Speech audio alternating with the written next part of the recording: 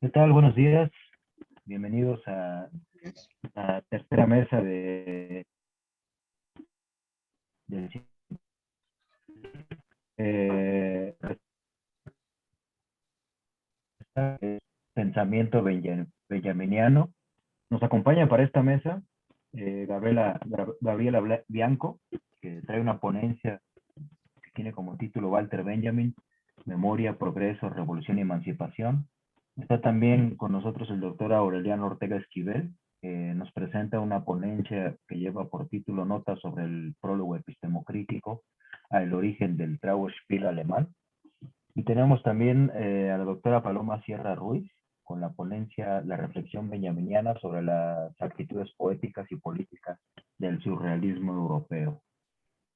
Entonces, pues, bienvenidos. Sin más preámbulo, pues vamos a escuchar a nuestros compañeros y comenzamos en el orden que acabamos de presentar con la doctora Gabriela Bianco. Por favor, adelante. Bueno, buenos días a todas y a todos. Yo he preparado una ponencia que tiene varias aristas, pero estaba pensando, tomando 25 minutos, si esto está permitido de la primera como introducción y como aproximación a Walter Benjamin. Yo leería y hablaría, me presentaría la parte del intelectual revolucionario, memoria y progreso, que toma varios puntos, varios aristas del pensamiento de Benjamin, y también tiene algo que ver, leyendo la presentación de la teoría crítica, vi sobre todo que algo debe tener que ver o tiene que ver con el presente y con América Latina. Y entonces, en este caso, yo hago algunas reflexiones, sobre la contemporaneidad desde el pensamiento de Walter Benjamin. A través de los nudos cruciales de su pensamiento. Pero antes, quizás quiero decir esto que Benjamin pensaba y decía y vivió. La soledad inviolable es la única manera que tiene el intelectual de conservar alguna integridad. A través de los nudos cruciales de su pensamiento, la recuperación de la tradición, de la dialéctica entre memoria y olvido, el debate sobre el sionismo, la posibilidad de salvar el pasado a través del mesianismo de su pensamiento y su adhesión herética a la tradición marxista, Walter Benjamin se identifica con quien queda en el umbral, en una situación de exilio en el exilio, espectador y caminante de vecklose Gelände, de caminos sin salida y sin indicaciones. Sin embargo, esta no es una confesión de nihilismo, es más bien la manera de Benjamin de recorrer el desierto, experiencia esencial para la existencia de cada judío y de cada hombre. Ese desierto que se identifica con el empobrecimiento de la experiencia del hombre contemporáneo. De hecho, en su ensayo sobre Baudelaire, un año antes de morir, escribe: para los que no pueden hacer más ninguna experiencia, no hay consuelo.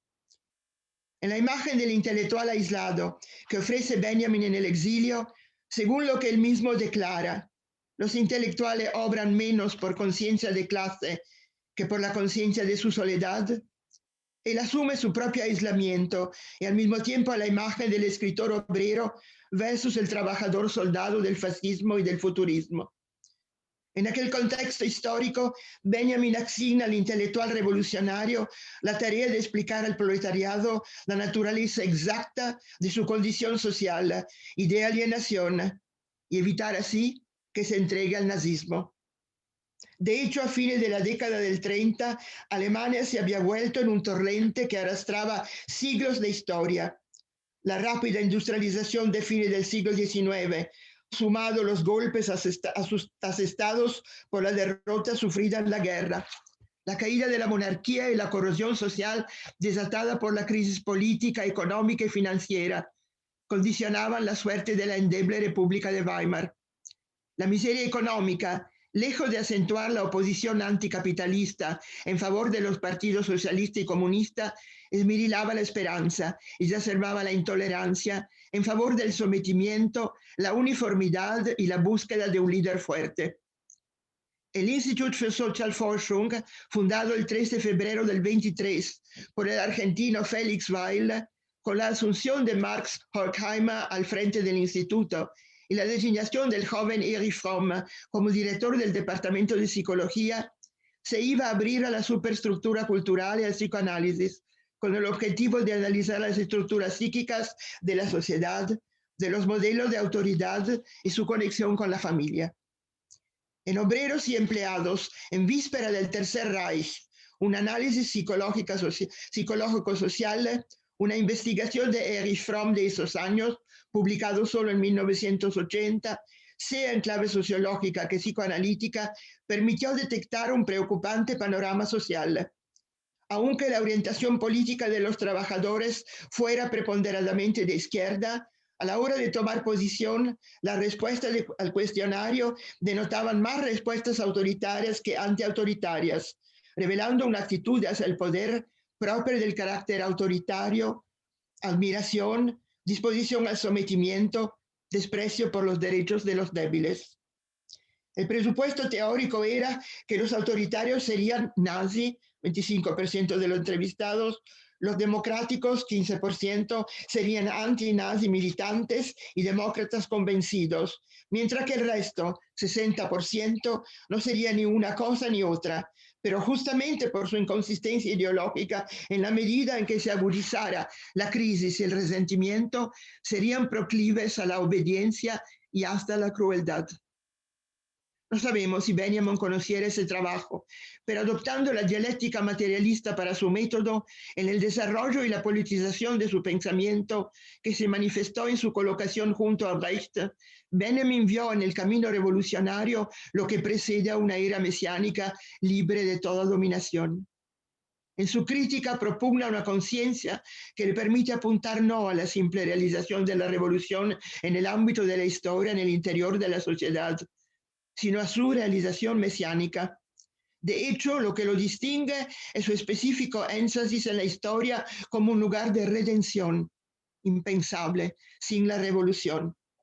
Si en el tiempo presente están dispersas a las astillas de un tiempo mesiánico, la iluminación esperada no es otra cosa que la de la revolución. Una revolución paradojal, pero una revolución capaz de transformar las condiciones de existencia de las masas y revertir las tendencias autoritarias de la sociedad alemana, como nos demostrarían los hechos ocurridos entre 33 y 45, frente al bajo nivel de consistencia democrática del pensamiento político individual y colectivo. Ahora más tarde, años más tarde, el mismo Fromm, en El miedo a la libertad, ampliaría estos asuntos, aplicándolos a la clase media, subrayando su anhelo de sumisión y al mismo tiempo de dominación con respecto a los débiles. Benjamin, en la tesis sexta de su filosofía de la historia, subraya la necesidad de que su materialismo histórico retenga con firmeza una imagen del pasado tal como ésta se impone al sujeto histórico en el momento del peligro. En el instante del peligro, cuando la imagen dialéctica brilla como un relámpago, el historiador y revolucionario debe saber captar ese momento único, esa oportunidad fugaz de salvamiento, Rettung, antes de que sea demasiado tarde.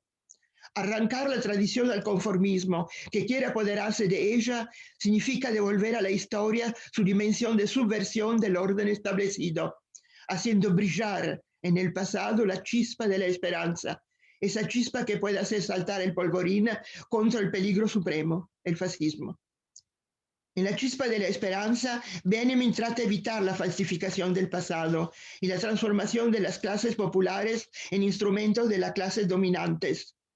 En el momento del peligro supremo, representado por el fascismo, en una iluminación y constelación salvadora que de improviso vincula el presente al pasado, en la sombría noche del fascismo triunfante, Benjamin evoca la estrella de la esperanza, la Stern der Erlösung de Rosenzweig, y en ella la chispa del levantamiento revolucionario.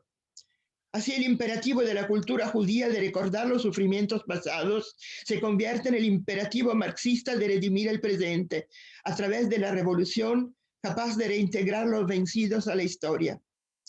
Es particularmente interesante notar que en proclamar la emancipación de las clases oprimidas y en concebir la historia como crítica de la opresión desde el punto de vista de las víctimas, su llamado da a su proyecto político y filosófico un alcance universal, ya que concierne a la humanidad en su conjunto. Asimismo, la teología de la liberación cristiana latinoamericana, que tiende a la concientización y liberación de las clases oprimidas, puede más bien entenderse hoy como una teología de la libertad, en consideración del hecho de que una teología de los pobres se revela insuficiente para liberarlos de su condición y se necesita una mirada que abarque todas las clases y valores universalmente compartidos. Esto es particularmente evidente en el caso de los desaparecidos en Argentina, donde se impone el derecho de las víctimas, sea los desaparecidos mismos, sus hijos o sus familias, o los derechos de los pueblos indígenas en todo el continente, derechos universalmente reconocidos y que necesitan no solo el reconocimiento, sino su implementación definitiva. Hacer justicia en estos casos, entre otros, redimiría el pasado y impulsaría esa concepción de la historia abierta, emancipadora y utópica, que es lo que propugna Benjamin, un proyecto revolucionario que contiene un excedente utópico superador de los límites estrechos de la sociedad burguesa en el ámbito de una economía capitalista, liberal e industrial basada en el mito del progreso, que se ha demostrado insuficiente a responder a las exigencias éticas, políticas y económicas de nuestro mundo globalizado. El enfoque universalista de Benjamin permite repensar la supresión de la dominación individual y colectiva y la emancipación de la multiplicidad de los sujetos.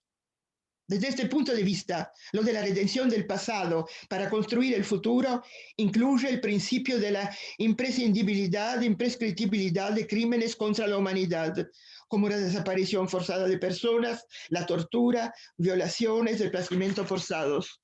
O sea, aquellas figuras delictivas que se configuran como crímenes contra la humanidad, que Benjamin vislumbra no solo por su visión trágica del mundo, sino percibiendo los peligros inminentes que acecha a la humanidad, en el sentimiento del abismo entre los valores auténticos y la realidad de los hechos.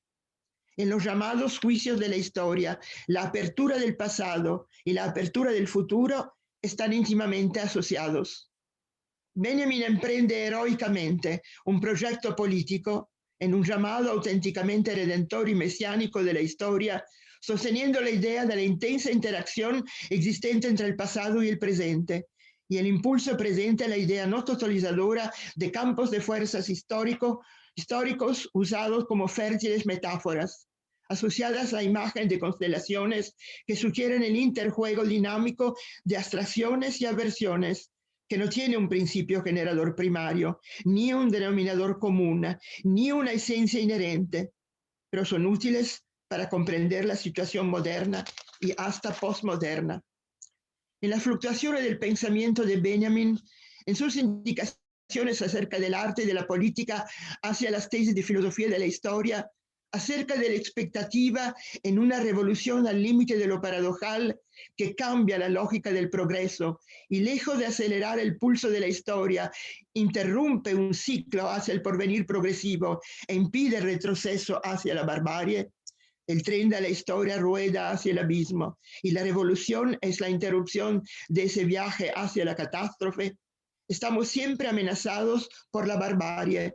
La catástrofe nos circunda, nos rodea permanentemente y el pasado relampaguea en un presente sin memoria, como se pretendía hacer con la proclamación del fin de la historia, legitimando la creencia de las élites dominantes en la perenidad de su sistema económico y social, considerado superior a todos los demás y por lo tanto debía considerarse el último horizonte de la historia.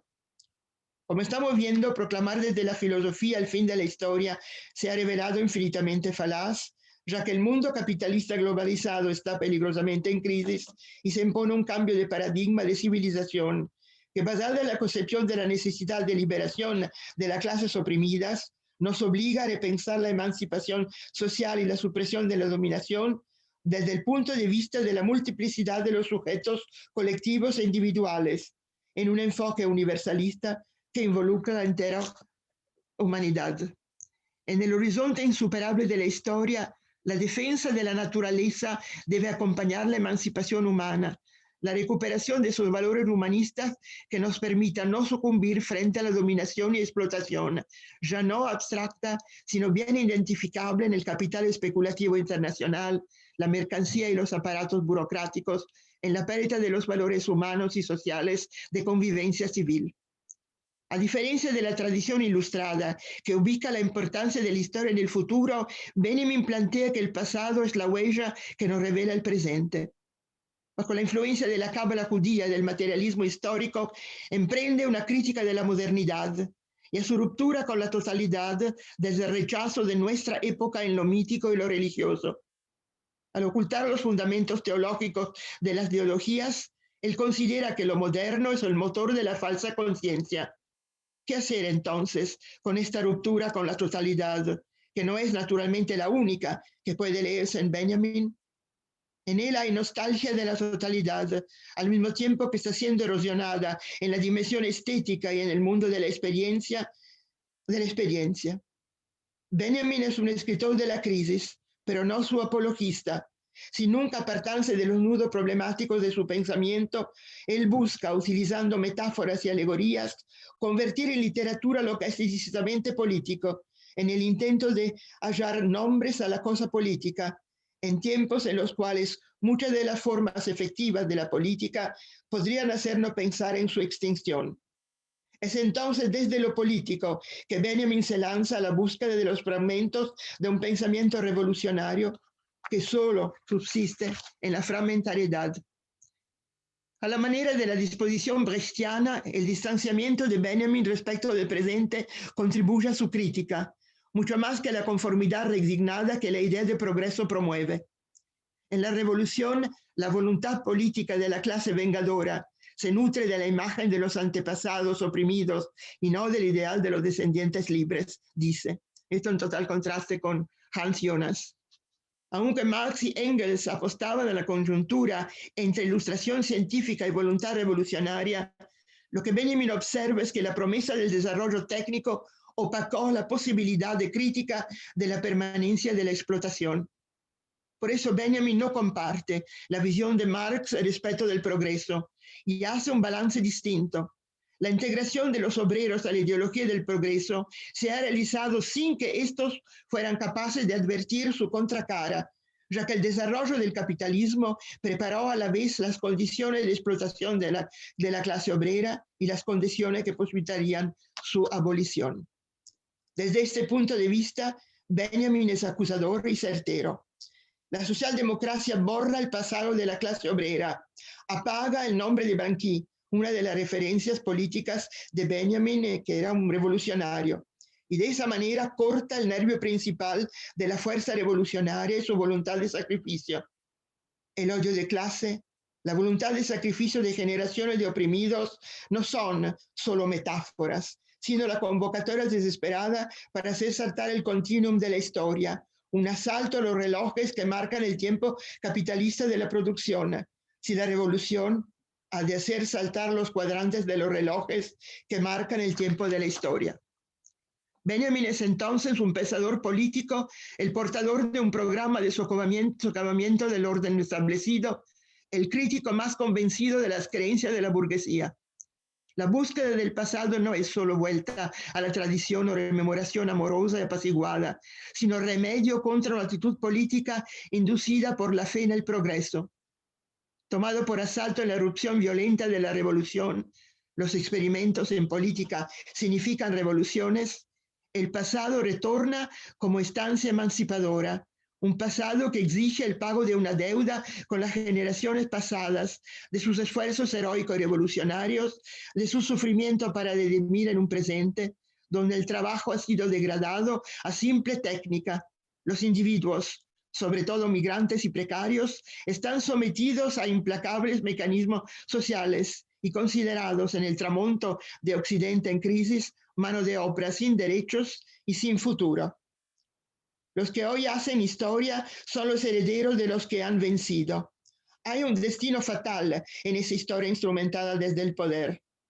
Por eso no es casual que las clases dominantes tiendan a la desmemoria, mientras que los movimientos de derechos humanos combaten todo proceso de borrar el pasado, atestiguando que la memoria debe traducirse en el intento supremo por emanciparse del dominio del presente.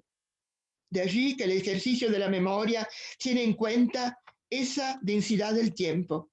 La memoria no solo está relacionada con una cierta forma de la rememoración personal, en el caso de Benjamin muy al estilo de la memoria involuntaria de Proust, traída a cuenta a partir de las asociaciones libres que la fisura abierta repentinamente en el presente desencadena, sino que es memoria social e histórica, condensada y posibilitada por esos relámpagos de luz que son las revoluciones en las que fulgura la imagen de la humanidad liberada. Memoria que engendra la revolución como expectativa de redención del pasado, memoria a la vez personal y política, memoria fragmentaria de la infancia en Berlín, pero también memoria de clase. Así como la iluminación sustenta el vínculo con el pasado personal, con la experiencia evanescente, el pasado colectivo es conocible como relámpago e iluminación. La imagen del pasado corre riesgo de desvanecerse para cada presente que no se reconozca en ella, dice. Por lo tanto, la cuestión del tiempo es un tema central en la producción teórica de Benjamin, un tiempo que no es vacío, sino denso, con tramas diferenciales, marcado por la experiencia y los avatares de la memoria. Si la historia, como Benjamin, es un documento más de la barbarie, toda la cultura lo es. Ahora no se trata de investigar el origen económico de la cultura, sino la expresión de la economía en la cultura, expresada en todas las manifestaciones virtuales del siglo XIX, que Benjamin expresa particularmente en los pasajes. En el nexo entre economía y cultura, la contribución a la teoría del arte de Benjamin está profundamente relacionada con objetivos políticos. Es interesante recordarlo, según lo que declara Benjamin en el prólogo de la obra de arte en la época de su reproductividad técnica. Los conceptos que introducimos por primera vez en la teoría del arte son utilizables para la formación de exigencias revolucionarias en la política artística. La constatación según la cual, en las circunstancias dictadas por las condiciones de producción moderna, la obra de arte pierde su aura y deviene una mercadería reproductible, no hace que interpretar la producción de las mercaderías a través de una concepción estética materialista, que sirve para efectuar la superación entre la especulación ideal, como en la interpretación idealista, que es justamente la dimensión perdida, y la historiografía marxista.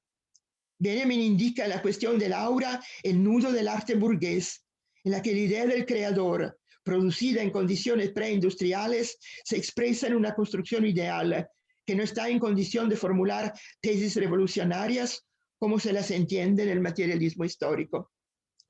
¿Cuál es el papel que jugó el materialismo en el proceso histórico?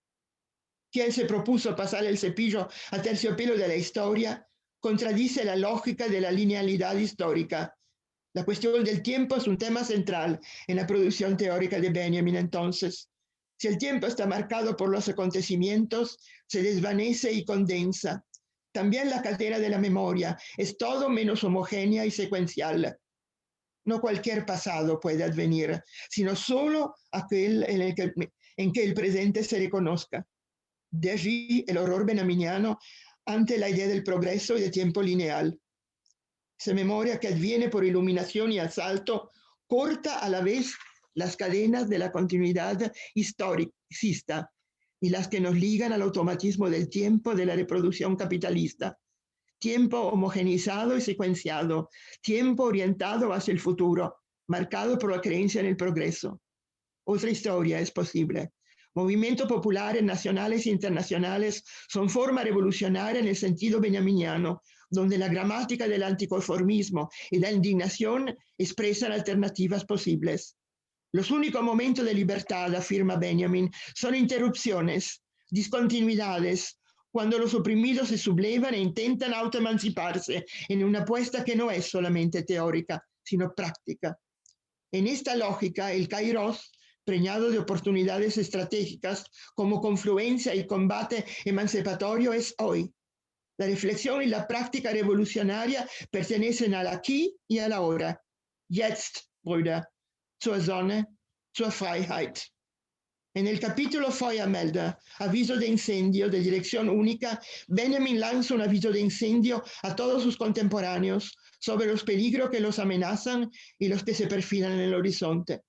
De esta manera, el historiador Benjamin aspira, con dirección única que inicia el ciclo materialista que se concluye con los pasajes, a delinear una nueva teoría de la historia, asumiendo la tarea, como el Mesías al fin de los tiempos, de conferir al mundo su verdadera significación.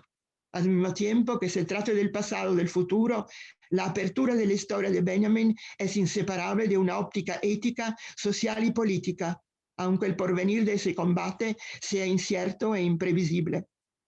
Una vez adoptada la disposición que interpreta la crítica como obligación cultural, enriquecida por su propia actitud política, Benjamin llega al combate vital en su totalidad.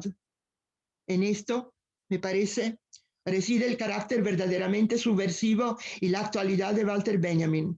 Un pensamiento que no se deja ir, una escritura que siempre puede contradecirse y relanzar el pensamiento infinitamente.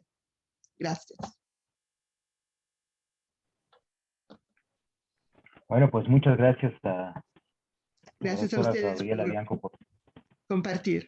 por su interés, por su ponencia tan interesante que definitivamente pone a Benjamin en el centro de una subversión que incluye también a la tradición marxista, ¿no? Más dominante. También hay varias Claro. temáticas de transporte con las propuestas de Benjamin.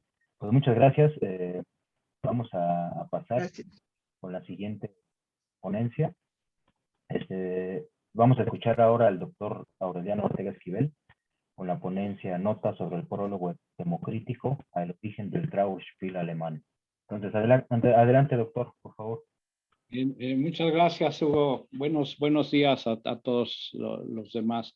Mi ponencia es corta, afortunadamente, y no voy a hacer digresiones, entonces espero ceñirme al tiempo.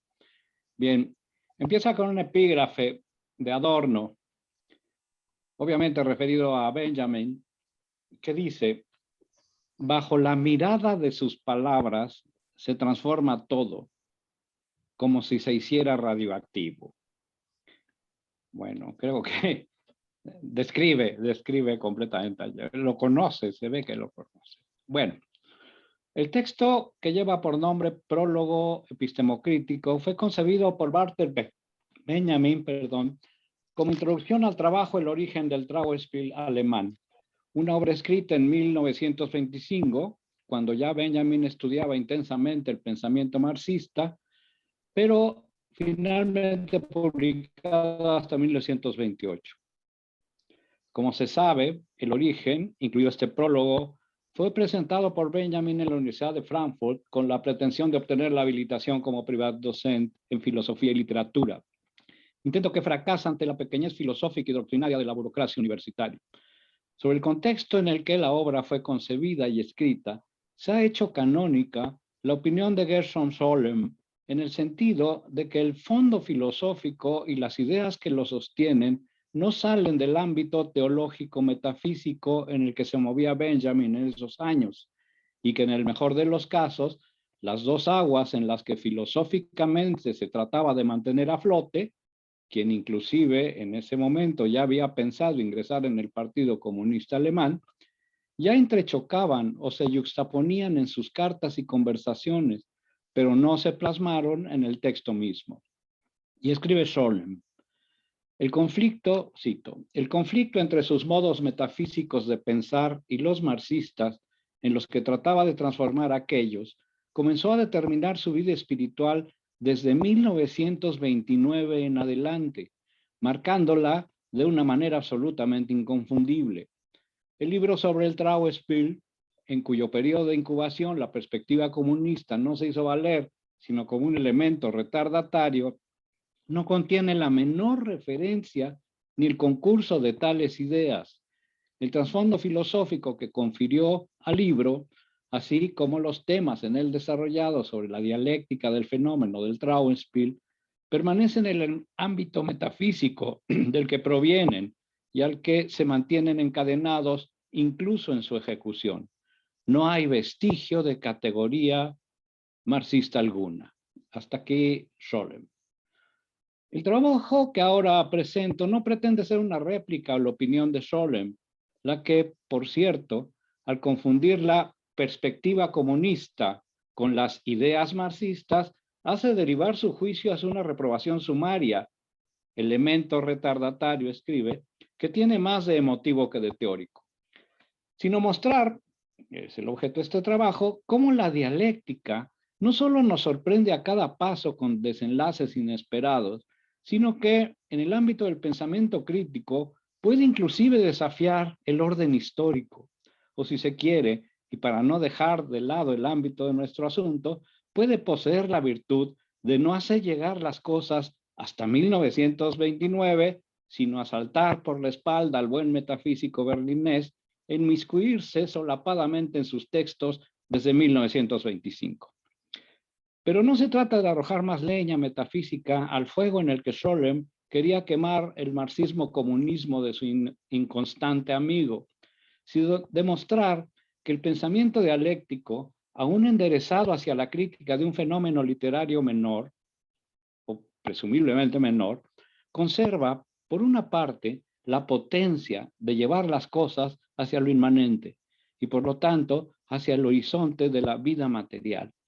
Y por otra, encaminar la búsqueda de la verdad hacia el insustituible plano comprensivo de la historia.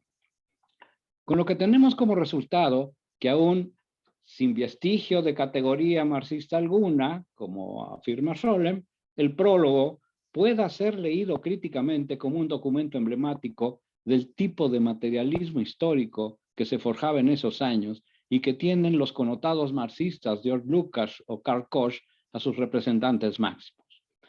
Pero como no es el caso inventar nada, sino rastrear detrás de la ausencia de vestigios las sendas de leñadores por las que a veces transita el marxismo crítico, es preciso emplazar nuestra postura sobre ciertas bases cuya improbable estabilidad depende de la proverbial inquietud de los conceptos. La intención final del libro de Benjamin es la de mostrar cómo, por qué vías expresivas, con qué herramientas discursivas contaba y hacia qué desenlaces literarios y culturales derivó el drama barroco alemán entre los siglos XVII y XVIII. Género literario y escénico menor, lo pongo entre comillas, que en los libros de texto se sitúa a medio camino entre el gran drama isabelino, Shakespeare, Marlowe, y la tragedia clásica alemana, Goethe, Schiller, pero al que en su momento no faltaron autores de talento o un público indulgente. En este sentido, el libro desarrolla un ejercicio de análisis erudito y puntual que puede leerse como otra contribución a la historia de la literatura alemana. Sin embargo, tal contribución podía ser todo menos edificante, y no precisamente porque en el plano comparativo los dramaturgos españoles, especialmente Calderón, resultasen mejores escritores que Grypius o Lohenstein, sino en virtud de que lo mostrado finalmente por Benjamin no son solo las limitaciones literarias de los dramaturgos alemanes del barroco, sino las miserias culturales y sociales de los reinos y principados del archipiélago político alemán. Asunto que tal vez esté en la base del enfado de sus lectores sinodales de la Universidad de Frankfurt. Pero nuestro asunto no es ni el drama barroco ni las universidades alemanas de principios del siglo XX, sino un fragmento de discurso en el que sospechamos cualidades histórico-críticas que merecen el apelativo de dialécticas, materialistas e históricas, para dejar en paz a Marx, aunque sea por el momento.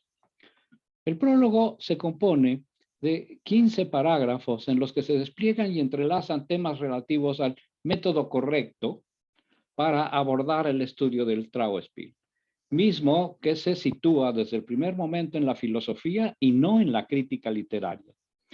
Pero la filosofía es problemática, es decir, escribe Benjamin, no se puede conjurar more geométrico, sino en codificación histórica.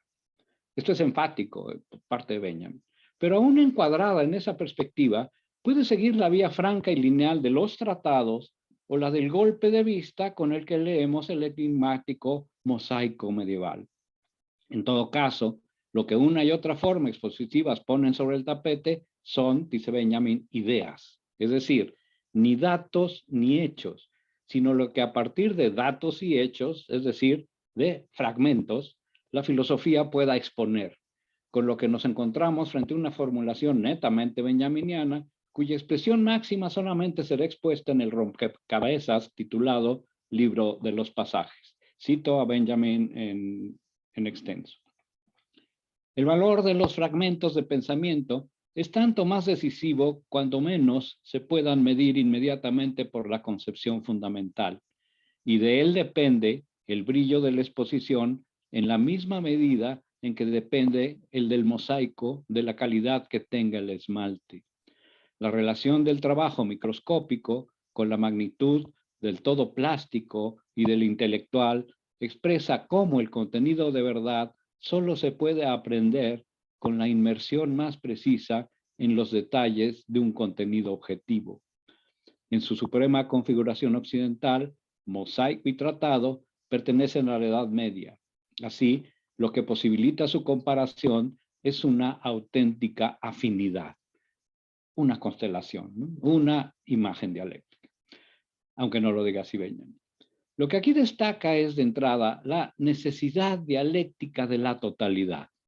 La elección no es entre uno o el otro extremo, tratado o mosaico. Son ambos, porque son afines, dice Benjamin, y solamente por serlo, son los caminos que muestran la pujanza de la verdad, dice Benjamin. Porque ya se dijo, pero se repite, y cito, el objeto de esta indagación son las ideas. Y las ideas no pueden tratarse adecuadamente ni como cosas ni como formas puras, pero tampoco, advierte Benjamin, como conceptos.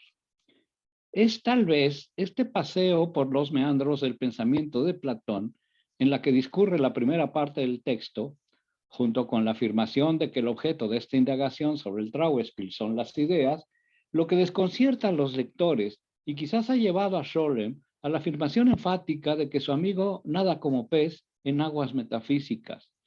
Pero no es así. La idea en Platón no es la misma idea en Benjamin. La primera reposa en el topos Uranus. La segunda se mueve a ras de tierra. La primera conserva incólume la condición de forma. La segunda es una realización. Cito a Benjamin. Pues las ideas no se exponen a sí mismas.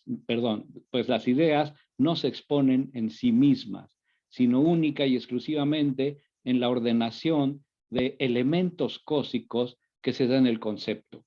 Y en cuanto a configuración de dichos elementos, es como lo hacen ciertamente. Hasta aquí Benjamin. De esta afirmación, que podría haber suscrito Hegel, se concluye que el método correcto para abordar la comprensión filosófica del Trauerspiel es tratarlo como idea, es decir, y para escándalo de toda la ortodoxia filosófica, como realización de algo que no pierde su condición cósica, aún enredado en la espesa trama de los conceptos, lo que viene a decir que el Trauerspiel debe ser abordado como historia. Otra vez, la dialéctica histórica.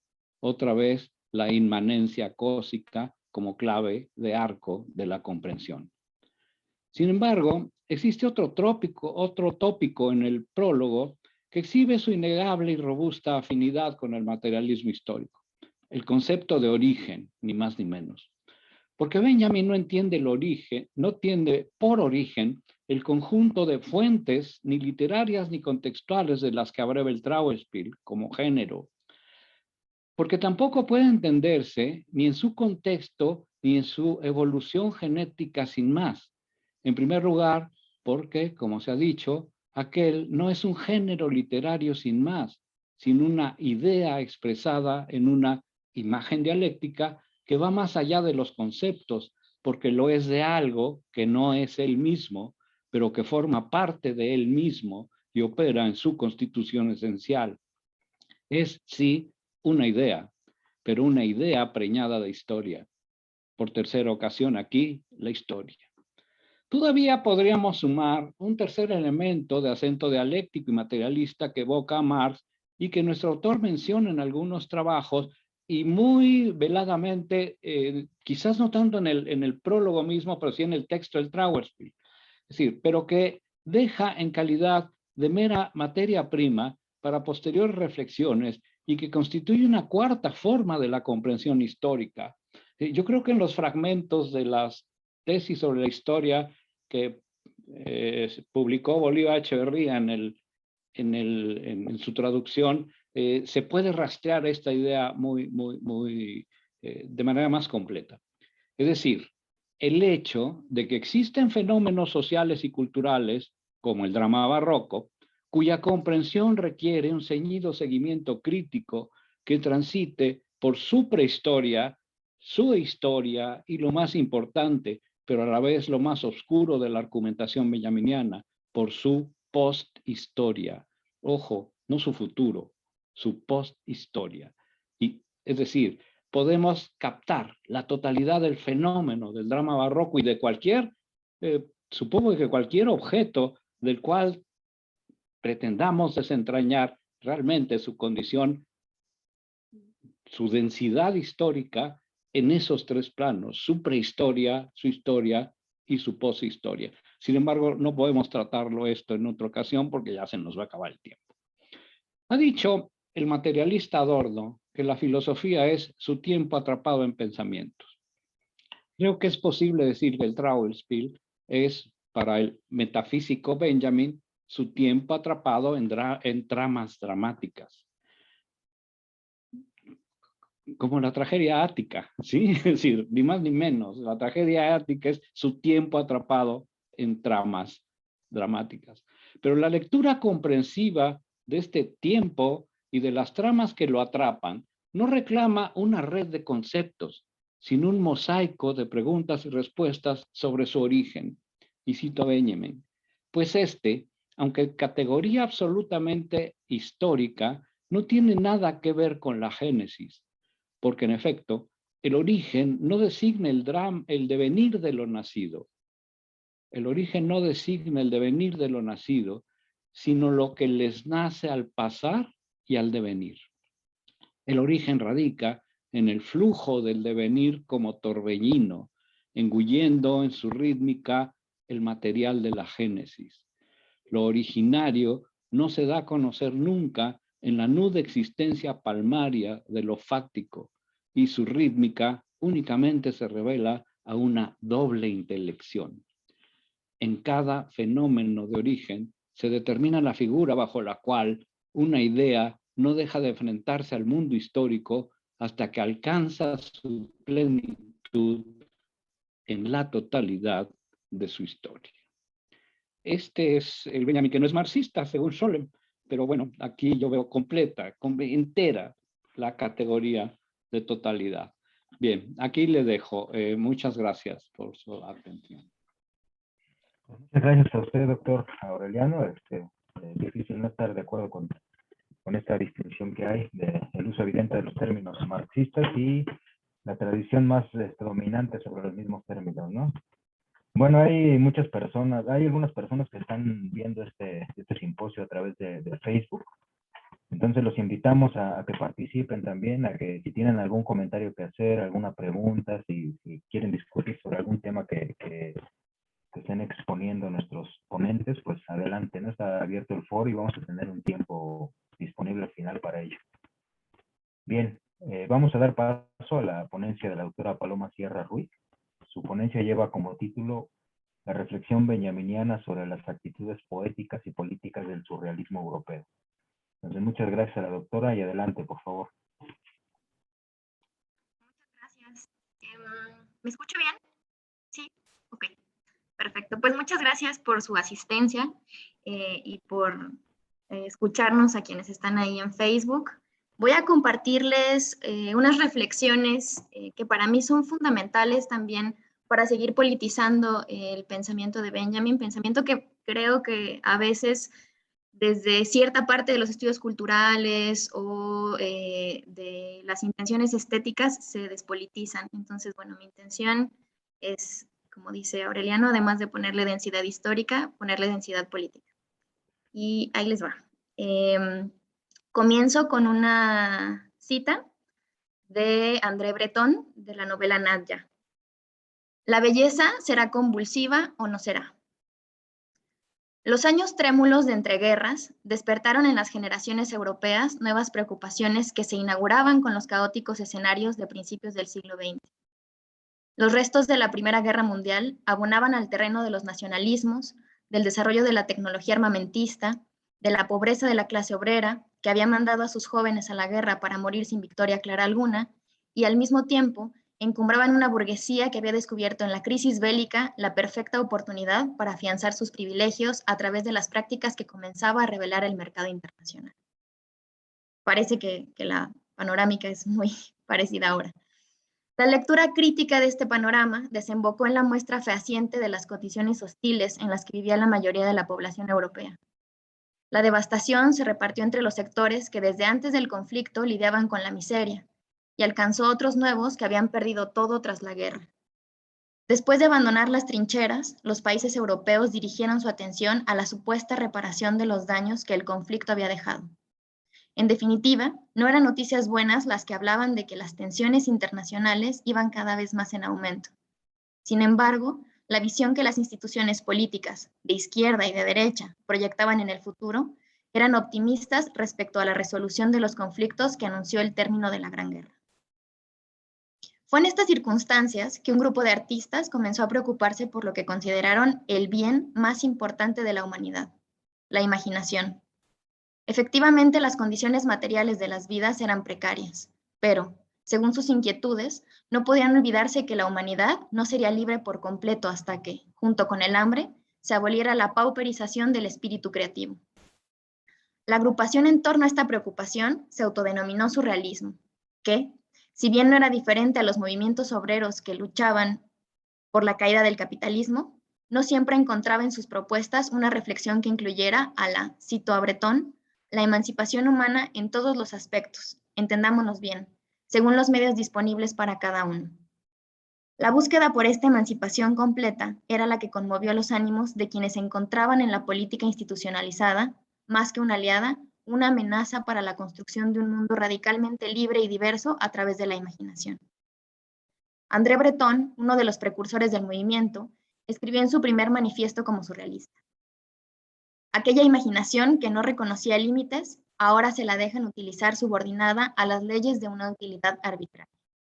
Hasta aquí Breton. Habría, pues, que liberar a la imaginación de ese oscuro túnel que la conducía únicamente a objetivos puntuales, perdiéndose así del paisaje que, al ser visto, podría inspirarle ganas de cambiar su ruta. El surrealismo nació de una actitud contestataria ante la posibilidad de concebir al mundo desde la forma lógica del concepto y de su literalidad funcional, pues ambos amenazaban cualquier resquicio espiritual por donde pudiera sumarse la libertad, cuyo escenario se reinventaba a cada momento. Para este movimiento, la emancipación íntegra incluía el distanciamiento del principio lógico de identidad, que sostiene cierta tradición del conocimiento racional y positivo.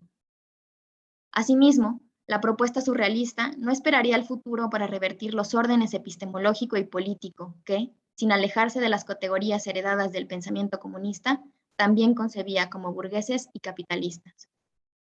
La intención de militar en la imaginación, teniendo como objetivo la revolución, habría la posibilidad de que ésta existiera en cada encuentro con el mundo desde un estado de embriaguez eufórica de la conciencia. Pierre Naville, otro de los surrealistas contemporáneos a Breton, escribe en La Revolución y los intelectuales, cito: el origen del surrealismo es principalmente especulativo. Ha partido abstractamente de la anarquía como un movimiento de revuelta contra toda la producción intelectual contemporánea. Hasta ahí Naville. Habrá que advertir que el surrealismo no nació como una actitud artística homogénea. Quienes lo asumieron no solo abrevaban de tradiciones disímiles, sino que pocas veces coincidieron por completo cuando se preguntaban por la tarea principal del movimiento.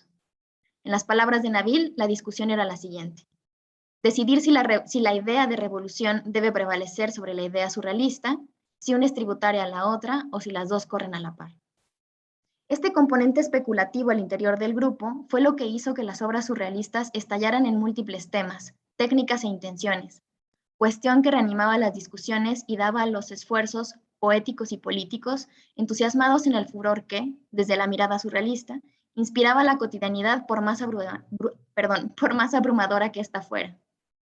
Si ese estado de euforia dominaba el espíritu del surrealismo, y ese espíritu era un principio esencialmente irreductible y que no podía dejar fijar ni en la vida ni más allá, todo lo que proviniera de él trastocaba el mundo, ponía de cabeza toda situación y resignificaba cada elemento de la experiencia cotidiana, sin que estuviera de por medio la penosa utilidad arbitraria a la que la imaginación había tenido que limitarse.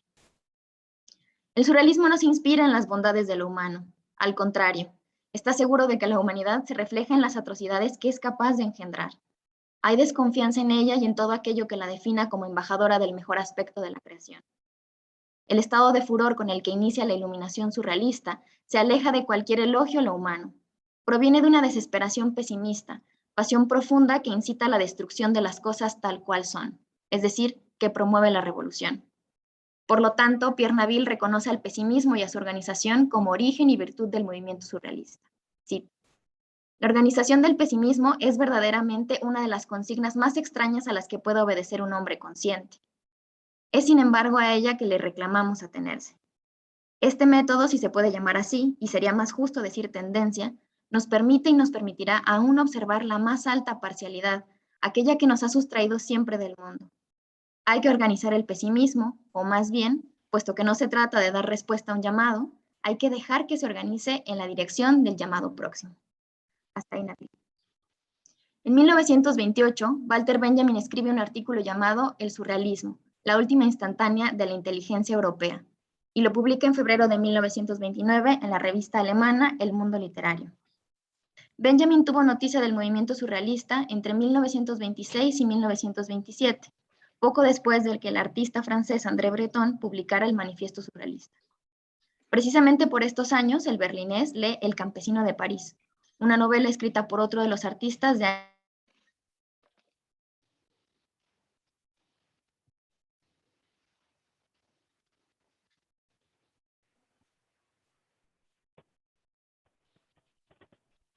Parece que hay un problema con la transmisión. Vamos a esperar unos momentos a ver si se puede restablecer. ¿Me salí yo o todos nos salimos? Pues se perdió un momento la transmisión, pero fue cosa de 2 minutos, tal vez menos. Ah, muy bien. Entonces, bueno, prosigo con la lectura. Bueno, a continuación se expondrán 3 puntos que considero fundamentales para el pensamiento benjaminiano, después de su encuentro con el movimiento surrealista. El primero es la iluminación profana, y hay una cita de Alejandra Pizarnik. La rebelión consiste en mirar una rosa hasta pulverizarse los ojos.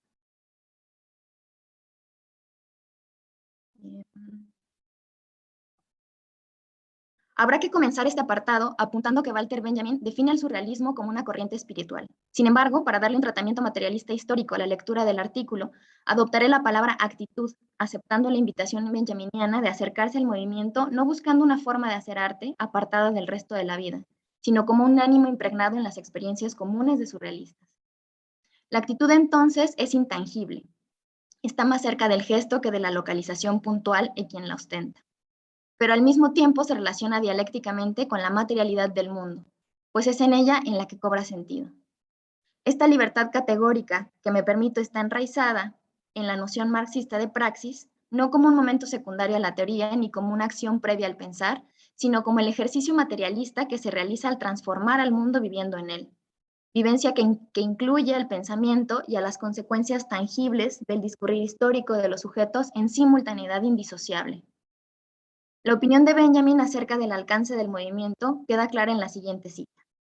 Dicho más breve y dialécticamente, el ámbito de la poesía resultó reventado desde dentro cuando un círculo de personas estrechamente relacionadas entre sí comenzó a practicar la vida poética hasta los límites extremos de lo posible.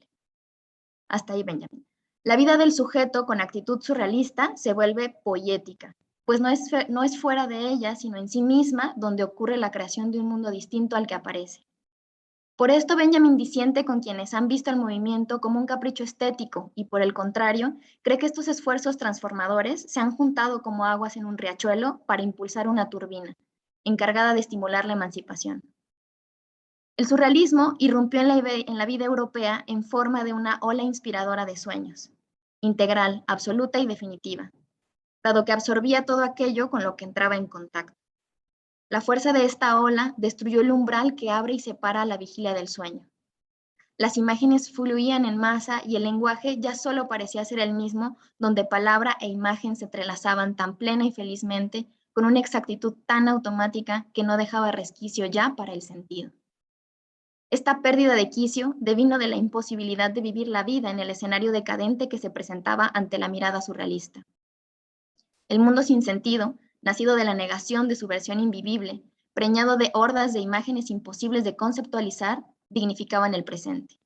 La vida solamente parecía digna de vivirse allí.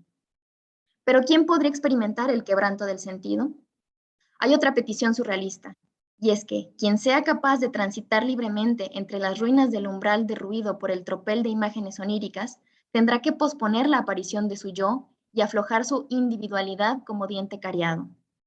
Las consecuencias inmanentes de ello serán las iluminaciones profanas, experiencias parecidas a la embriaguez, inspiradas en la materialidad del mundo. La actitud surrealista, según Benjamin, llevará a la aparición de estas iluminaciones, nacidas en el seno mismo de la desesperanza. Reiterando el adormecimiento del yo y la pérdida del concepto que da sentido a la lógica, se produce un estado alterado de la conciencia parecido al de la embriaguez. Dice Benjamin, ganar las fuerzas de la embriaguez para la revolución. En torno a ello gira el surrealismo en todos sus libros y empresas. De esta tarea puede decirse que es más la suya. Nada se hace por ella, por el mero hecho de que, como sabemos, en todo acto revolucionario esté vivo un componente de ebriedad. Pero habría que añadir una cualidad más a esta forma de embriaguez. Necesariamente tendrá que ser dialéctica y, por lo tanto, fluctuante e inquieta.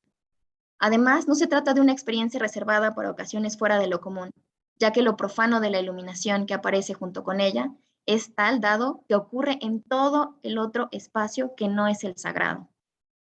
Toda fundamentación de los dones y fenómenos ocultos surrealistas y fantasmagóricos tiene como presupuesto una implicación dialéctica de la que jamás llegará a apropiarse una cabeza romántica. Subrayar patética o fanáticamente el lado enigmático de lo enigmático no nos hace avanzar.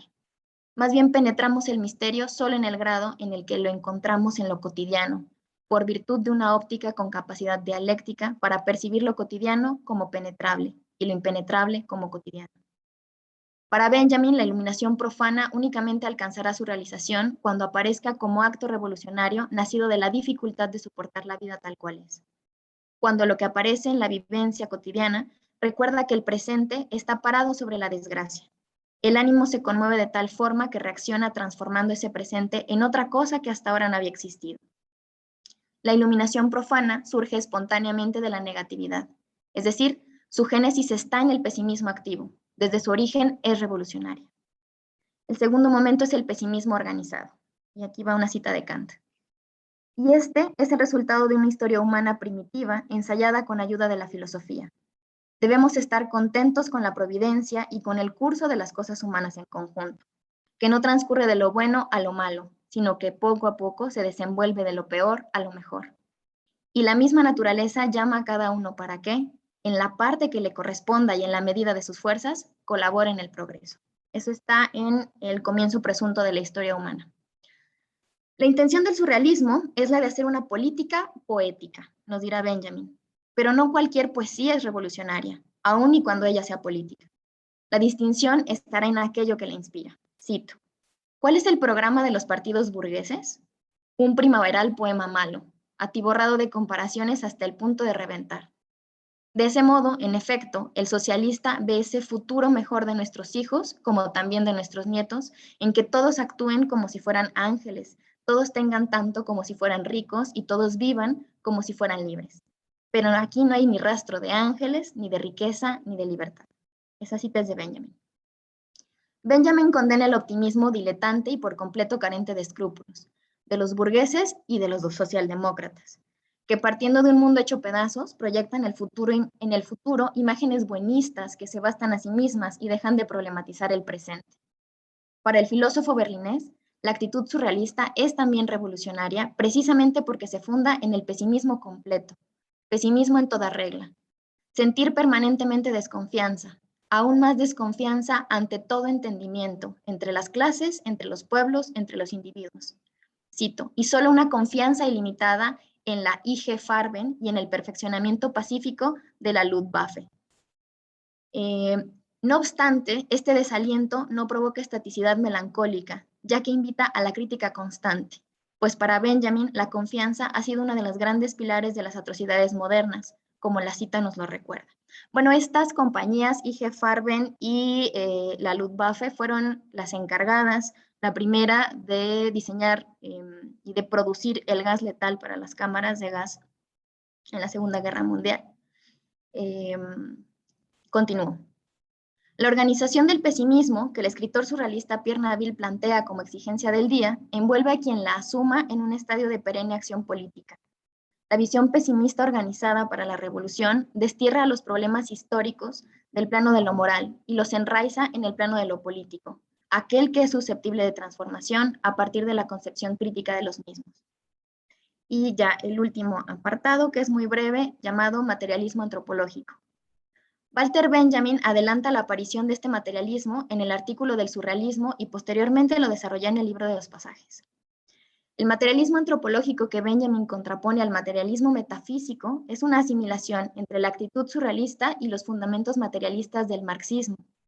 Pareciera entonces que solo el materialismo antropológico permitiría entender la intención revolucionaria de la iluminación profana. Pues, cito, solo cuando en ella cuerpo y ámbito de imagen se interpretan tan hondamente que toda atención revolucionaria se hace excitación corporal colectiva y todas las excitaciones corporales de lo colectivo se hacen descarga revolucionaria, entonces, y solo entonces, se habrá superado la realidad hasta el punto de que el manifiesto comunista exige que se supere. Por el momento, los surrealistas son los únicos que han comprendido la tarea que hoy nos obliga. Es decir, existen dos condiciones necesarias para que la revolución que Benjamin se imagina como deseable pueda llegar. La primera es la corporalidad misma. La segunda refiere a la colectividad de esa corporalidad.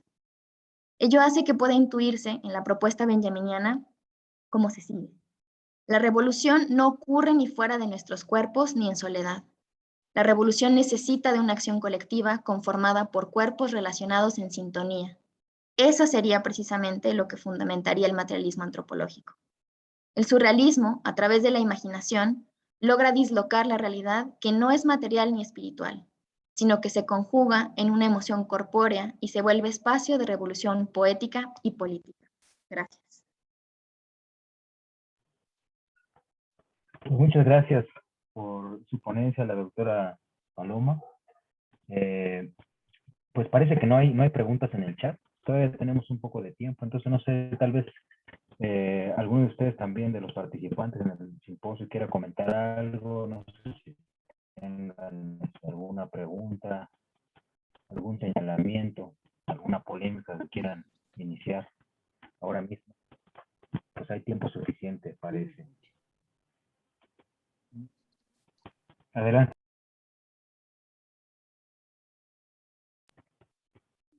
Pensé que iba a hacer algo el doctor Aureliano, pero no, ¿verdad? A ver, estaba antes Daniel, ¿no? Daniel, no lo había visto. Adelante, Daniel. Creo que está después. Aureliano, si quieres agregar algo para que yo pueda migrar de mi celular a la computadora. El mío es un comentario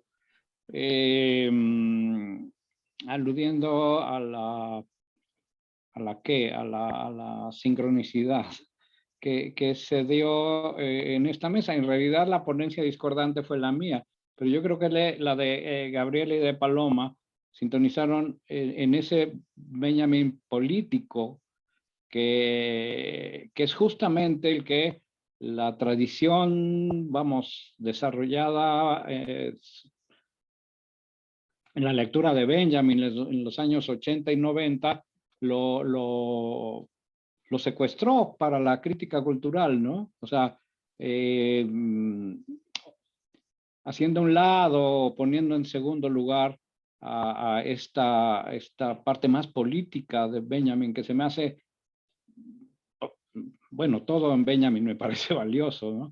Pero justamente ya se quejaba Terry Eagleton desde los principios de los 80 de que se corría el peligro de que a Benjamin lo secuestrara esta derecha embosada que trabaja en la crítica cultural, básicamente en la crítica cultural, y que pues le quitara todo filo crítico, ¿no? Que fue parte de lo que sucedió, es decir, toda la recepción y la lectura de la obra de Benjamin casi durante 15 años, si no es que 20 años, giró en torno a su asociación a posiciones posmodernas, ¿no? Pero bueno, estas lecturas, como la de Gabriel o la de Paloma, ponen el acento justamente en aquello que esta lectura edificante quería obviar, ¿no? Que era el que se trata de un autor radicalmente político, no solo polémico, sino político, y político, pues, con posiciones de izquierda radicales, además, ¿no? O sea, un autor político que pone su obra en la perspectiva y al servicio de la revolución, ¿no? Entonces, bueno, insisto, ¿no? Fue un fenómeno de sincronicidad, tal vez, pero me celebro esto, ¿no? Que ya hay muchos trabajos, ¿no? Ahora, sí, los últimos años que han rescatado esto, pero creo que no está de más seguir insistiendo sobre esta condición política. Pero además, una condición política que en el caso particular, bueno, yo creo que en las dos ponencias, pero en el caso particular de la de Paloma, trae también del mundo de los muertos al surrealismo de la mano de Benjamin, que en su momento hay razones para pensar, como Benjamin, que estaba realmente a la izquierda, ¿no? Y que a la izquierda radical, y que representaba esta crítica tenaz a las posiciones demócratas o socialdemócratas o aún de izquierda no radical, que sí querían hombres ricos, felices y libres, ¿no? Bueno, esta era mi intervención. ¿Qué entiendo yo por poética? No. Ah, para Paloma. Ah, bueno, es para Paloma. Ya la responderá. Una segunda, para llevar agua a mi molino. Siempre he afirmado, y aún antes de leer lo que José Emilio Pacheco escribió en la biografía de Revueltas, que evidentemente hay muchos ecos entre la obra de Revueltas y la obra de Benjamin. Y ahora que estaba escuchando las ponencias de Gabriel y de Paloma, volvió a saltarme el asunto, ¿sí? Es decir, esta crítica de los hombres ricos, felices y libres, satisfechos y libres, vamos, casi la encuentro en un fragmento de Revueltas como crítica al comunismo soviético. Además, que esto es todavía más interesante, como crítica al estalinismo y a esta idea de progreso idéntico al progreso burgués, ¿no? Entonces, bueno, es uno de los ecos que encuentro yo en estas obras, ¿no? Y no dejó a lo largo de la lectura de las dos ponencias de estar presente estas imágenes, ¿no? Pero bueno, es un comentario largo, pero aquí le dejo. Bien, muchas gracias a doctor Aureliano.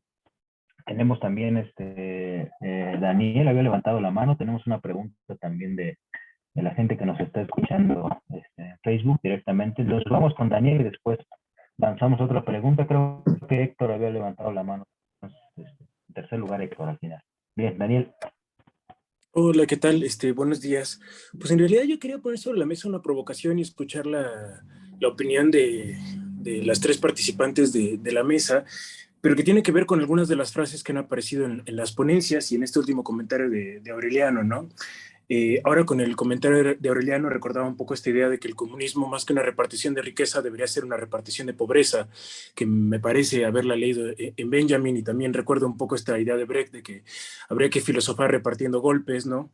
No repartiendo abracitos, y como ha dicho Paloma en algún momento, positividad, perdón, ingenuo, optimismo ingenuo y sí, por ahí. Entonces la pregunta sería ver si, justo con la temática propia del Congreso, que vuelve a tener entre sus palabras protagonistas el humanismo, si es que no estamos como pues revolviéndonos ahí todavía, ¿no? Yo no quisiera decir que estamos revolviéndonos en nuestro propio lodo, porque creo que sería mejor que nos revolviéramos en nuestro propio lodo, pero quería escuchar un poco las opiniones de los tres en ese sentido, ¿no? Si estas apuestas por el pesimismo, que yo creo que están muy claras en Benjamin, en estas figuras que ustedes han rescatado, no nos tendrían que llevar a repensar otras cosas, ya no a hablar en términos de humanismo, en términos...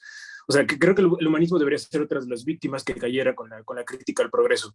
En realidad es un comentario un poco abierto y porque me gustaría escucharles hablar sobre eso. Tal vez estoy echando demasiada agua para mi molino. Si así lo hago, pues también acepto coscorrones. Muchas gracias.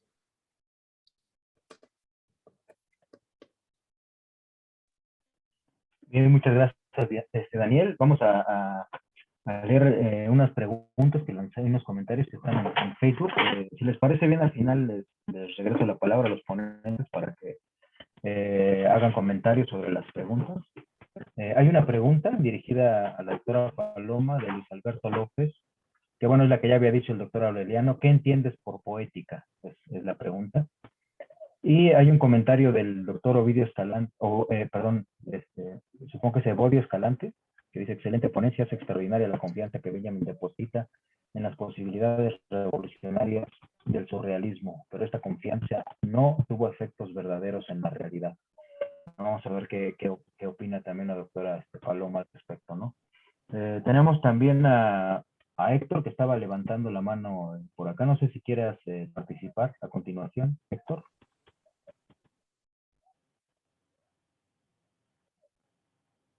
¿No? Bien, pues entonces les devuelvo la palabra a los ponentes. Ahí están las preguntas abiertas. Creo que no escuchamos a Héctor, más bien. Héctor, no te escuchamos. Parece que está fallando tu conexión.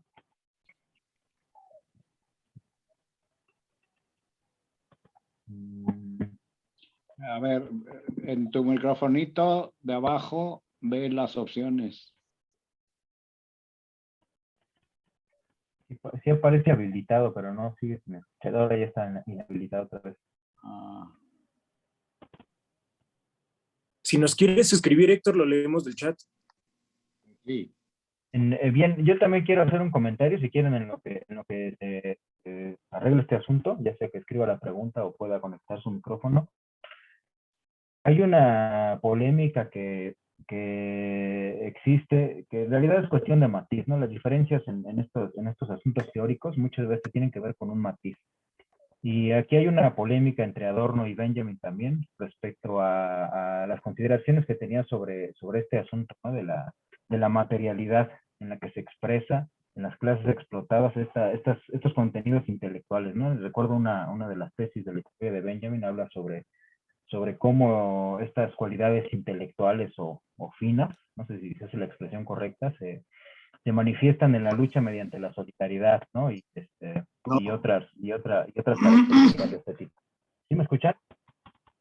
Creo que ya estamos. ¿Ya se escucha? Sí, ya bien. se escucha. Gracias. Buenos días a todos. Me da mucho gusto que se haya llevado a cabo por fin el Congreso y sobre todo pues escuchar estas mesas sobre teoría crítica y Walter Benjamin. Bueno, yo quisiera hacer un comentario más bien sobre lo que dijo Aureliano. Claro, primeramente expresar mi acuerdo total con lo que dice, ¿verdad?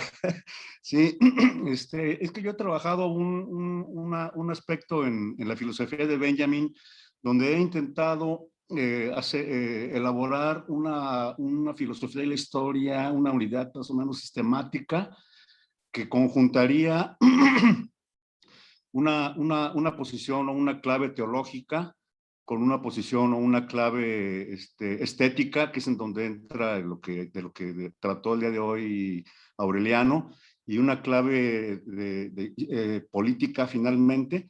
Y bueno, también he trabajado la idea de que una clave muy importante para comprender, bueno, a manera de sugerencia, para comprender todo el texto, casi me atrevería a decir todos los textos de Benjamin, es el último de ellos, que es las tesis sobre el concepto de historia. Entonces, solamente así adquirirían un significado pues, más o menos coherente, ¿no? Porque si leemos cosas que se pueden comprender, por ejemplo, en la clave teológica, por ejemplo, la tarea del traductor, o sobre el lenguaje de los hombres y el lenguaje en general, pues casi carecen de sentido.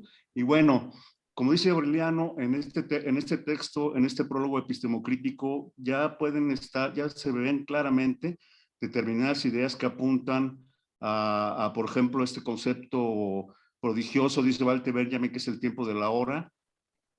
Y bueno, hay muchas cosas en ese prólogo que casan perfectamente con este programa benjaminiano de liberación de las generaciones de su tiempo, ¿no? De la liberación de las fantasmagorías del sopor que provoca el capitalismo. Y bueno, yo quería ver si Aureliano nos puede comentar algo que a mí me ha parecido enigmático hasta cierto punto, que es que Benjamin dice, cuando trata de los fenómenos en relación con la formación de la idea, que a diferencia de Platón no solamente es visual sino auditiva en Benjamin, pues ¿qué es lo que él ha entendido? Bueno, dos preguntas. ¿Qué es lo que él ha entendido por esta cuestión que dice Benjamin en ese texto, prólogo epistemocrítico, sobre la diferencia de las ideas con Platón y el papel de los fenómenos, que dice Benjamin, se trata de la salvación de los fenómenos. Salvar los fenómenos para incorporarlos a lo que él está constituyendo conceptualmente en este texto. Por un lado eso, y por otro lado, ¿cuál crees que puede ser, digamos, el papel decisivo o más significativo de este texto en este programa benjaminiano de liberación, de emancipación del sistema de la extracción y la acumulación? Gracias.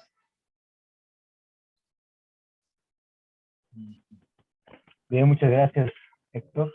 Parece que ya no hay más preguntas. Voy a terminar mi comentario y les devuelvo la palabra. Bueno, decía que hay una diferencia, hay una discusión entre Adorno y Benjamin. Adorno le critica a Benjamin, digamos, la poca presencia de la teoría de las clases sociales de Marx, ¿no? Y dice que se desdibuja un poco. Sin embargo, esta perspectiva de Benjamin de hallar estas cualidades en la clase trabajadora en el momento de la lucha, parece que le da una perspectiva que en mi opinión pone énfasis en algo que también estaba en el ambiente en aquella época, que es la cuestión de la espontaneidad de la lucha. Entonces yo quisiera preguntarles también como provocación y que tenga un poco de sentido, si tiene vigencia reivindicar esta espontaneidad que Benjamin, en mi opinión, remarca, pues en el contexto actual, ¿no? Si tiene una dimensión también política, y en caso de que sí, pues hacia dónde se podría dirigir, ¿no? Les devuelvo entonces la palabra y muchas gracias. Yo creo que como intervenimos, ¿no?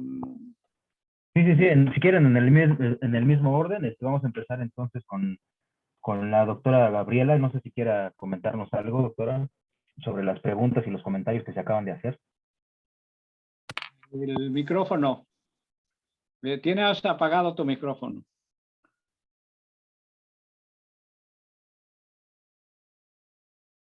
No. No se escucha.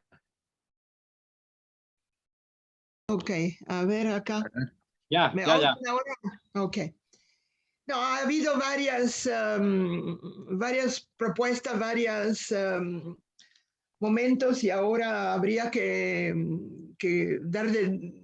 rebobinarlos todos para ver cuál es la cosa a la cual más me interesaría contestar, pero a mí me parece, sin embargo, que la fuerza de Benjamin, y creo que es la última frase que yo he escrito, es la que me encuentra totalmente de acuerdo. O sea, él está llevado, probablemente ahí está la espontaneidad en varias direcciones, y no es funcional o no adhiere el marxismo, porque, o sea, por ejemplo, cuando él encuentra Asia Laches, Asia es totalmente bolchevique y está totalmente en la línea del comunismo soviético, es un problema constante con ella, porque él tiene una manera de encarar las cosas que va en varias direcciones y no se deja llevar por una simple dirección, pero tiene tantas direcciones. Yo creo que nuestro problema, lo que tienen todos, quizás yo también, no lo sé, es de querer absolutamente poner Benjamin en un carril y ahí no se puede, él no puede salir ni a la derecha ni a la izquierda. De hecho, él es esto lo que quiere hacer. Que el problema que él tenía con la escuela de Frankfurt, con Adorno, no tanto con Horkheimer, sobre todo con Adorno, y esto lo escribe él todo el tiempo en las cartas con Gretel, es el hecho que la forma de encarar los problemas que tenía era distinta de la escuela de Frankfurt. Adorno intentaba codificar las cosas y esto era totalmente en contra de su forma de ver las cosas. Nosotros estamos intentando de encerrar el mundo de Benjamin, que es tan amplio y que tiene, por eso las citas son ocasiones, oportunidades, momentos que él agarra una idea y después la sigue o no la sigue. Así que a mí me parece que intentar absolutamente yo quiero ser un pensamiento, lo dijo acá, que no se deja decir, una escritura que siempre puede contradecirse y relanzar el pensamiento infinitamente. Yo creo que sea esto, Benjamin, y de ahí venía su problema con la escuela de Frankfurt. La mayoría de sus ensayos que necesitaba publicar porque tenía que comer, no lo publicaron o no lo publicaban porque Adorno no estaba de acuerdo. Adorno no estaba no solamente de acuerdo en eso, ma en tantas otras cosas. Así que a mí me parece que Benjamin tiene que ser tomado desde su perspectiva, no desde la nuestra, aunque yo he intentado de darle una actualidad total, porque todo lo que yo he tomado su pensamiento y he intentado de ponerlo en la realidad actual, más o menos actual o más o menos actual para nosotros también, porque hubo una pregunta de ustedes que decía, pero ¿es todavía vigente? No sé si es vigente la espontaneidad de cualquier clase social. El hecho es que la revolución es tan vigente en cuanto vamos hacia un sistema que nos encierra y nos encierra definitivamente. Entonces yo creo que habría que darle a Benjamin más libertad de pensamiento, un poco más de libertad de lo que le dieron los de la escuela de Frankfurt. Eso es lo que yo creo. Bien, muchas gracias. Aquí manda un... Él no tiene que ser necesariamente, o sea, él empieza de A, llega a B y después a C. No, porque cuando llega a B, él agarra otra vertiente. Y esta es la grandeza de su pensamiento, la libertad que él se concede. Naturalmente la libertad que él se concede la paga con la vida, ¿no? La paga con la vida, en las relaciones humanas, en la vida, en la relación con la escuela de Frankfurt, en la relación con Asia Laches, con todo el resto del mundo, porque él tenía una libertad de pensamiento que él sabe que la va a pagar, porque la paga con la soledad. Entonces creo, dámosle la posibilidad de ser un poquito menos solo, sin tener que encarrilarlo en forma que nosotros queremos, nosotros queremos que él esté. Yo creo que él quiere estar y tiene que estar donde él necesita estar, porque su mente es tan amplia y tan interesada a todo lo que pasa en el universo mundo, y al mismo tiempo está tan solo que según mí esta es la clave de todo, su soledad. Esto es lo que yo creo. Bien, muchas gracias. Adelante, doctor Aureliano. Bien, sí, yo estoy de acuerdo con la mayoría de lo que dice Gabriela. Inclusive con este asunto de la soledad, pero me encuentro que Adorno, no tengo la cita a la mano, yo ya no sé dónde se quedó, pero dice algo idéntico con otras palabras. Es decir, el único modo de conservar en la actualidad la honestidad intelectual es Y bueno, mantener claro. en la más absoluta soledad. Eso dice Adorno también. Sí. Y vamos, cuando decías la frase, yo decía, "Bueno, eso yo se lo leí a Adorno". Es decir, en fin, la relación Bueno, Adorno. en eso podemos poner también nuestra soledad, Claro, que quizás no sí, sea la de Adorno o de Benjamin, pero es también la nuestra, de gente que piensa. También ahí está la soledad. sí, Así que lo Sí. diga Adorno lo podemos decir nosotros también, de la misma forma, con la misma ternura y también con el mismo dolor, creo, porque en este momento vivir esta época implica soledad. La época de ellos implicaba soledad y esta también. Esta no es menos solitaria para los que piensan. Así es, así es. Bueno, son muchísimas cosas. Las últimas, Héctor, son realmente complicadas como siempre. Pero bueno, voy a empezar con el comentario de Bodio, que no está aquí, pero debe estar en algún lugar en la red, sobre el filo crítico que llegan a tener no solo el surrealismo, sino muchas vamos a decir, apuestas, la voy a decir así, revolucionarias que de alguna manera siguen ahí, algunas de ellas, pero que sobre todo tuvieron lugar en la primera mitad del siglo XX y quizás hasta los años 60 todavía había ecos de ellas, y que en embargo, y que de acuerdo con Evodio, si es que lo entendí bien, es mucha pirotecnia y poca efectividad. No sé si fue así exactamente como está dicho el comentario, pero yo tendría que decir esto. Yo tendría que relativizar la efectividad o más bien hablar paradójica o dialécticamente de una efectividad negativa. No es que se hayan disuelto, creo, no es que se hayan, vamos, fueron acalladas, fueron reprimidas, pero de una u otra manera, la propia dinámica de la sociedad capitalista en sus distintas contradicciones, vamos, en su desgarramiento originario, en términos benjaminianos, en su desgarramiento originario, no deja de responder a ellas, ¿sí? Es decir, desapareció finalmente el estado de bienestar, ¿sí? Después de lo voy a poner con este ejemplo, después de un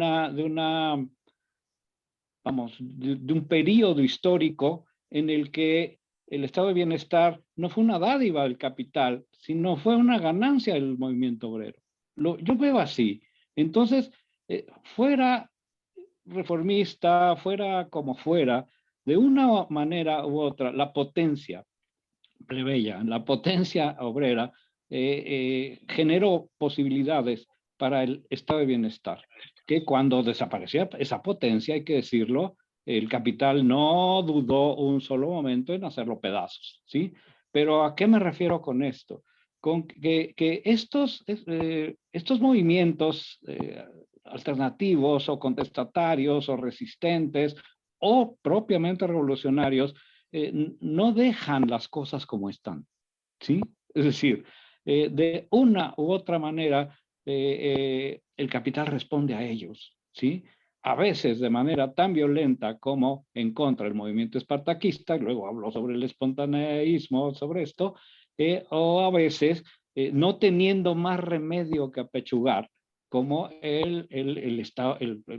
la construcción de condiciones a partir de las cuales la clase obrera pudiera tener de una u otra manera un estado de bienestar. Entonces, tendríamos que, sí, en el plano general estoy de acuerdo, es decir, no mostraron esa efectividad quizás en los términos en los que planteaban su enfrentamiento, pero de una u otra forma, la historia del capital decir, su prehistoria, su historia y su poshistoria, han tenido que lidiar con ellos. Y ese tener que lidiar con ellos, pues ha dejado cicatrices y sus marcas. Entonces, el balance, insisto, tiene razón Evodio, el balance quizás ha sido menos espectacular o menos efectivo, como usó la palabra, pero yo creo que está ahí, que de una u otra forma ha estado ahí, y soy poquito optimista al respecto. Todavía sigue ahí, pues, puesto que estamos aquí discutiendo de ellos, ¿no? Sí, discutiendo sobre ellos, ¿no? Bien, sobre la provocación de hoy de Daniel.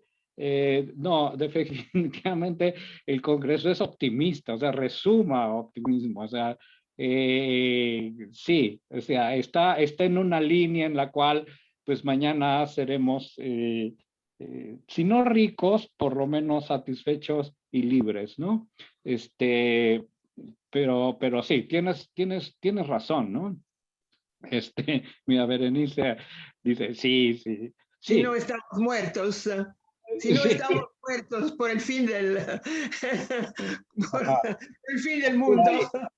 Ajá. Hay esta perspectiva general. 9 años de tiempo. No sé de dónde, no sé qué nutre este optimismo, pero en efecto ahí está, ¿no? Bueno, estamos en el lugar indicado para enriquecer, ¿no?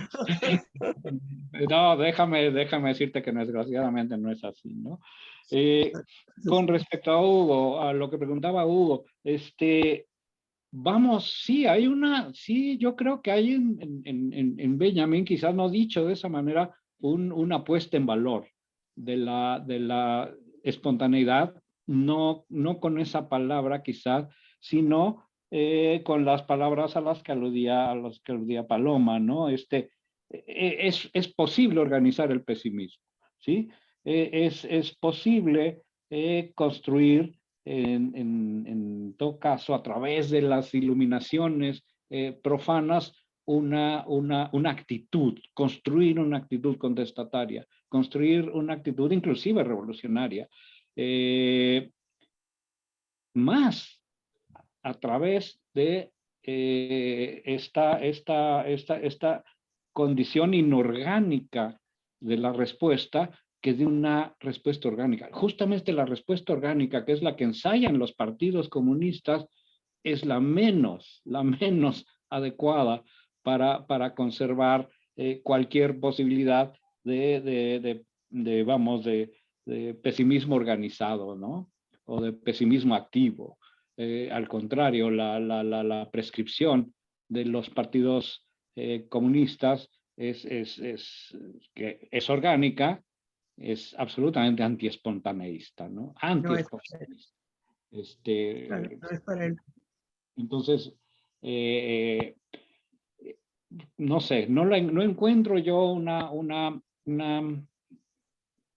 construcción más o menos identificable con respecto a esta, digamos, esta idea de lo espontáneo como respuesta al momento o al momento de peligro, ¿sí? del que hablan las tesis, pero yo creo que sí está ahí, y que te la puedes ir encontrando. Benjamin tiene la particularidad que te encuentras cosas que no esperabas en el párrafo siguiente, ¿sí? Es decir, estás leyendo algo, crees que que lleva una tendencia, él de repente escribe algo que no tiene nada que ver. Bueno, su libertad, pero que te sorprende, ¿no? No, mira, el epígrafe que puse de Adorno, reconociéndole eso, creo que es primero, bajo la mirada, o sea, no la escritura, bajo la mirada de Benjamin, las palabras se transforman como si fueran radioactivas, ¿sí? Es decir, esto es una imagen dialéctica, ¿sí? Y una imagen que está conjuntando elementos absolutamente heterogéneos, mirada, palabra, transformación y la cosa, ¿sí? radioactiva que se carga, ¿no? Pues con un elemento realmente subversivo, ¿no? Entonces, estoy trabajando justamente sobre el artículo sobre la violencia y lo que tuvo o no que ver el episodio espartajista como inspiración para la escritura del artículo sobre la violencia. Entonces, a ver qué pasa, a ver a dónde llego, ¿no? ¿Por qué eso? Porque el espartaquismo se sitúa en el plano de la autogestión, ¿sí? Y del no ceñimiento a una política necesariamente partidista, ¿no? Apelando justamente a cierta espontaneidad. Es decir, es que vuelven a ser términos aparentemente antitéticos.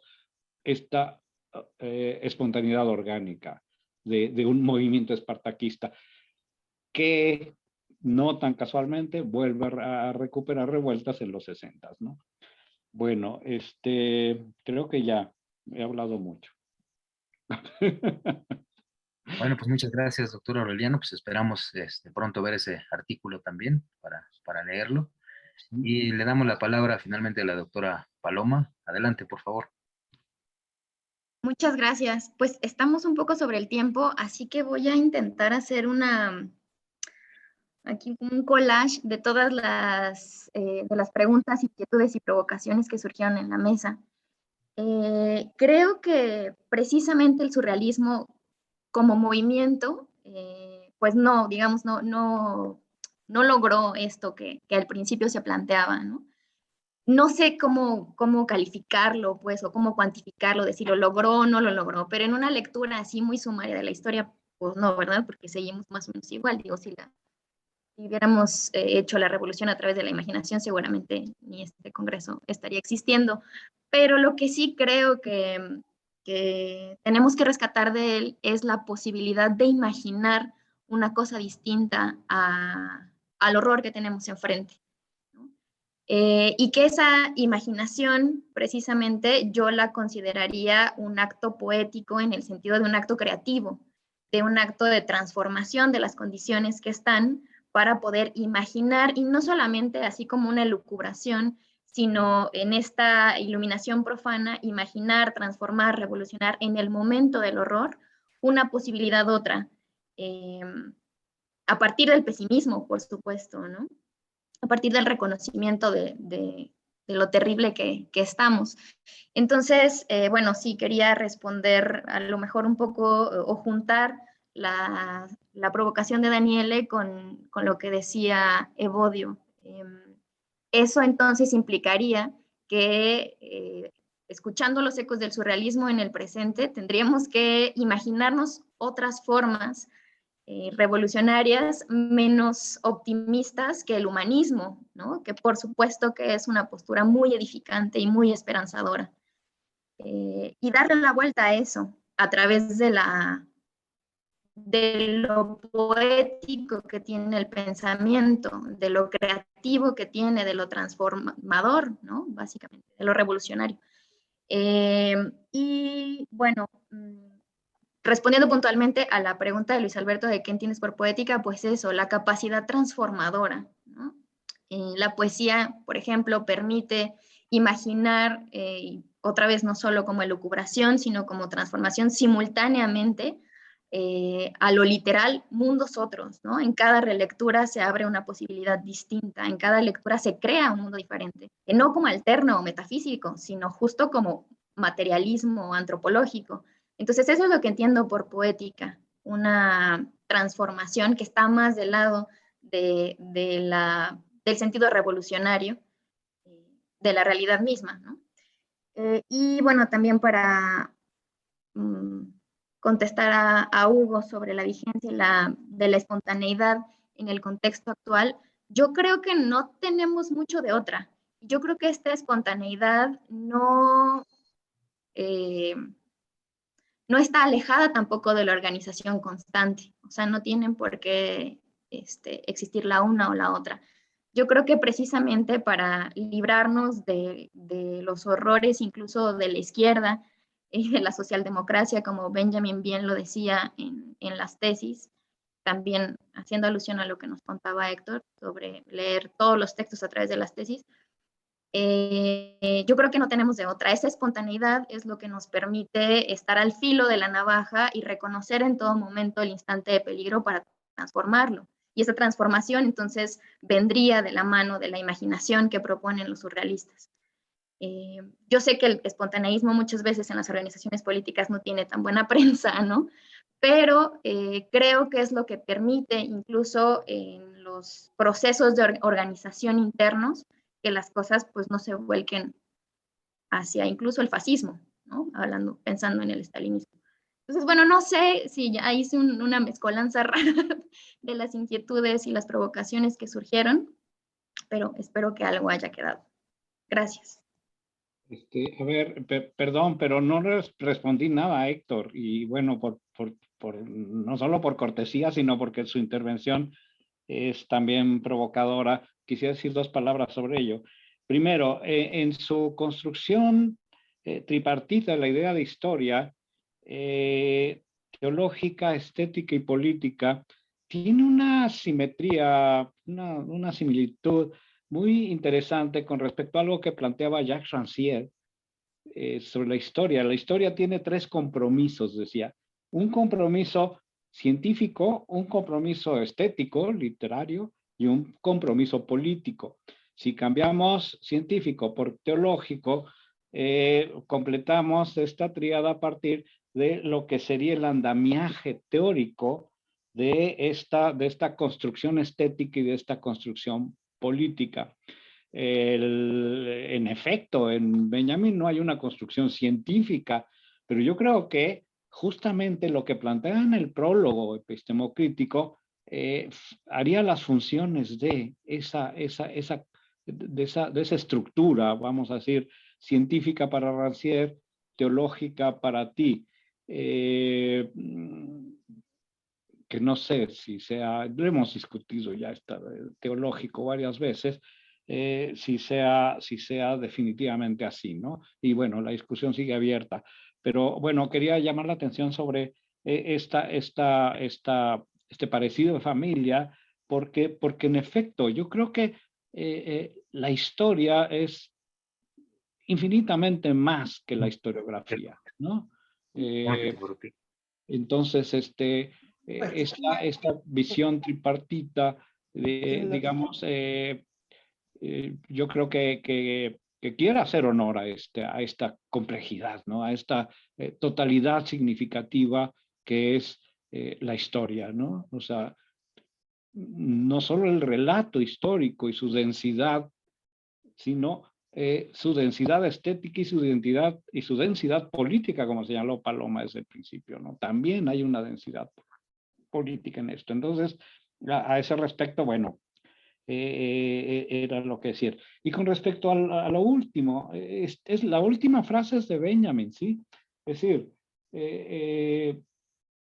la pregunta por el origen no es la pregunta por la génesis, ¿sí?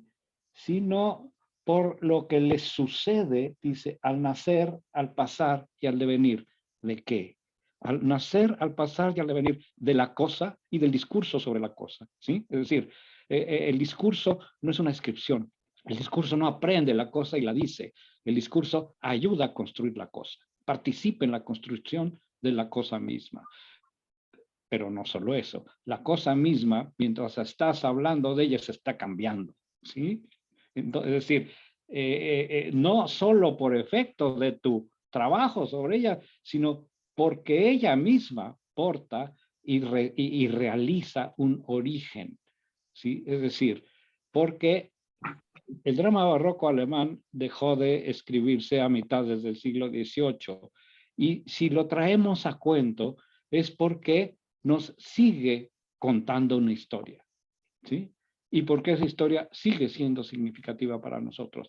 Y porque incluimos la pregunta por su origen en la pregunta por nuestra condición actual, como decía Gabriel hace rato, ¿no? Es decir, siguen siendo nuestros problemas. ¿Por qué? Porque no hemos resuelto las cosas como piensan que deberían resolverse los optimistas, ¿no? Y mientras no la resolvamos, esta contemporaneidad de una situación catastrófica en el caso de los principados alemanes sigue siendo, de alguna manera, una alegoría de nuestra situación catastrófica, ¿sí? Entonces, esto es más o menos lo que podría decirte, ¿no?